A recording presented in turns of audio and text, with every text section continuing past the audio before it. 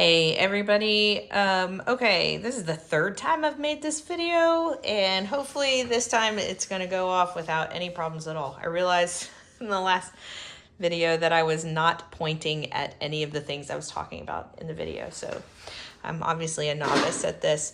Okay, so this video is for the parents. It's not for the students. So students, if you're watching this video, hand it on back to your parents. This is for them to watch, and by the end of it, if they haven't already, help them be able to make some decisions about the Blue Book exam for you. So send it on back, and parents, this one's for you.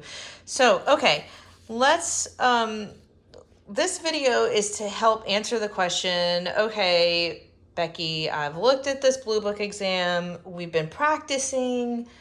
Here we are, we're a week and a half away, and I just don't think that my student is going to be able to do all these things that you're asking for in this crazy long exam.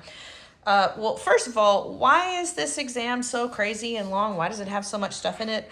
Well, because they are in Challenge B, and in Challenge A and Challenge B and a little bit of Challenge 1, like the first half or so, they're still very much in that dialectic phase where they are focusing on details, precision, and logic. And so it is very detail oriented. You've got all like details on top of details in this year. When they get to be a little bit older, they're going to have more thought questions on their exams that help them explore nuances and talk about things. But in this year, it does look a little bit more examish or testish because it's so detail oriented, but it's still the same idea that you have in the classical model and in all of the years of CC, where they are going to sit down and they're taking the exam, and the exam is an invitation for them to say everything that they can about something. So put everything on the paper that you remember. Put down all the details that you do remember, all the facts, all the endings, whatever you remember, put it down on the paper, and let's celebrate that. So that's why it is the way it is. So, but again, going back to like, okay, well, what if we don't remember all of the details? Well, no problem. Okay, let's look at, say, these, let's look at these noun endings. So one of the questions on here is to decline one noun from each declension, translate it as fully as you can. And then this is what I made in that first video. So it has everything on it that your student could possibly put down to answer that question, or to answer that prompt. And it's a lot, it's got the singular, the plural, it's got the nouns completely declined. It's got every little macron in it, and it's got every single thing translated out over and over again. So here are some other options. Maybe they can write out all the cases. Maybe they can say this is singular and plural. Maybe they can go ahead and choose the noun and they can decline it. They are like, oh yeah, I know a first declension noun, and they can decline it out, no problem. And then put some of the translation. Okay, another option is maybe they can name the cases.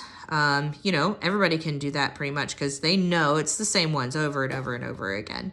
And they can remember a second declension noun and they can decline the whole thing out. No problem there. Or maybe they're like, okay, I know there's some singular, I know there's some plural. I remember that these are the third declension endings, so I'm going to write out the third declension endings. Or maybe they just know they're remembering the songs, and they're like, I'm going to sit down, I'm going to write down the endings that are in all of the songs. So, and I'm going to do that for each of the declensions. This is it. Like, this is your decision as a parent, your personal decision on like, well, what is my goal for my kid? Is your goal that your student is working towards that? Is this going to meet your student's needs as they're studying Latin? Or are your goals more here, or are they somewhere in between?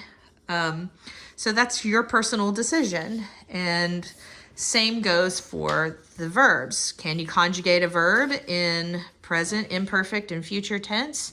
Well, the words present, imperfect, and future are definitely going to be on the piece of paper that they receive. So they'll at least know the names of the tenses.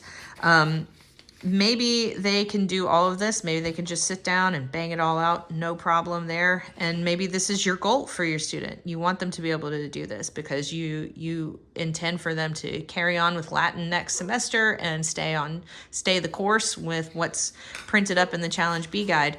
But maybe not. Maybe you have different goals. So they can get these 3 tenses written down, but maybe they can get everything here, or maybe they just want to take the verb and just conjugate it and not have the translations written out. Or maybe they just want to write out the endings, the verb endings. Maybe they want to write out the verb endings and just have the stem written once. I have somebody in class that likes to do it that way. He likes to just write the stem one time and then put the endings, and he's like, look, you know and I know what goes here. Okay, so there's really no reason for me to write it over and over again. And I get that. That's another one of those things that's between you and your student and what your goals for your student is. Maybe your student's paper is not going to look like this, and maybe it's not going to look like this. Maybe it's going to have just a smattering of information spread out all over the thing, where some pieces are very complete and some pieces are not as complete. And that's great. Again, it's the prompt is to write down everything that you can. Do this as fully as you can. Anything that you do remember. Same deal with the vocabulary. Maybe your students' vocabulary pages are not going to be filled out 100%, but maybe it's going to look something a little bit more like this. If I were going to sit down and do this on my own without any kind of answer key, this is definitely what it would look like. I don't practice Latin every day, so but a lot of your students do, and they know their vocabulary really well. And maybe this is what you're having them focus on. Maybe you're like, okay, I want to see completion in this, but partial completion in this. Your personal choice. Again, I'm just going to keep saying that. That's your choice, your goals for your student. With the logic, it's the same deal. Like, they've got some blanks to fill out here, but it is still put in what you can. I feel really confident that everyone in our group can draw the square of opposition. I also feel confident that everyone in our group can take these arguments. I'm gonna have 2 of them, and that they can get at least this far with it. This is the part where it's a little bit hit or miss. Are we, like, when they're testing the syllogisms with rules, trying to remember those 5 rules and then apply them to the argument is, definitely a harder path. So, but I do think everybody can do this. And if they get all of this and they don't fill out this one and this one, then they still have a whole lot of writing on the page that we can celebrate and that they can feel good about. And then same again with the science. This is my daughter Wendy's science poster from when she was in Challenge B.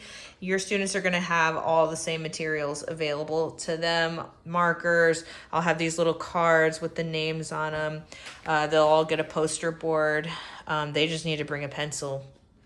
And they have an opportunity to create a timeline. They get 45 minutes to make this timeline and write down every single thing that they can and make it look however they want. This was the vision that my 14-year-old had, but everyone's is going to look different. So once again, like Wendy worked really hard to memorize all of these sentences. She made up songs. She really felt that if she could memorize these sentences, then that would be the best way for her to know all the facts and have them all kind of in one compartment in her head and be able to put them down confidently. But maybe your student is not doing that. That's fine. Again, that's that personal choice piece between parent and student.